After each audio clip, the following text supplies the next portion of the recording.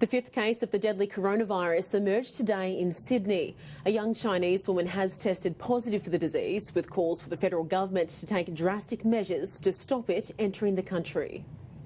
Flight from Beijing to Sydney, hundreds of people arriving in Australia from a country overwhelmed by a health disaster.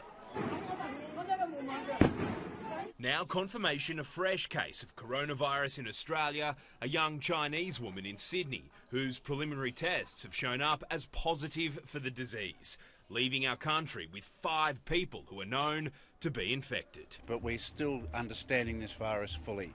Emergency testing is being done on a number of people in Victoria too. At our borders, no screenings, just a pamphlet about coronavirus for incoming passengers. Just a piece of paper. Health authorities scrambling to contain a potential outbreak. I think more needs to be done. Frankly, Australia should wake up. 43 flights arrived in Australia from China today, including Beijing, Shanghai, Kunming, Taipei, Guangzhou, Qingdao and Chongqing. Thousands of people from cities with active outbreaks. We need to have officials asking questions about where these people have come from and where they intend going as well. We also need to be conducting thermal screening. Because symptoms don't develop for up to 2 weeks, the government says mass screening would be futile. We are incredibly well prepared to isolate and deal with that and to prevent any transmission. Victoria has a fully staffed, dedicated coronavirus hotline, while potential patients in Sydney are being directed to a phone number if they feel unwell, but it's only open during business hours. You have reached the Infectious Diseases team at the Northern Sydney Public Health Unit.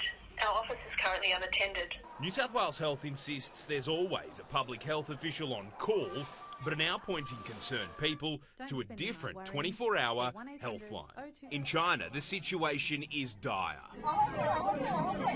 Unverified snapshots are emerging on social media. Here, a potentially infected person is forcibly put into an ambulance. Nurses being taught how to suit up, but their fear is palpable, with 56 dead and more than 2,000 infected. Concerns too, the Chinese government isn't letting on how widespread the virus is. The Communist Party disputes this, but President Xi Jinping has conceded it's a grave situation.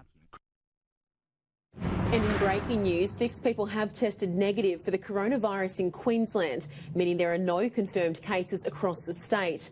Queensland Health says the department was contacting 4 people who were on the same flight as the Victorian patient who tested positive for the disease. Contact tracing was also underway in relation to the New South Wales patients.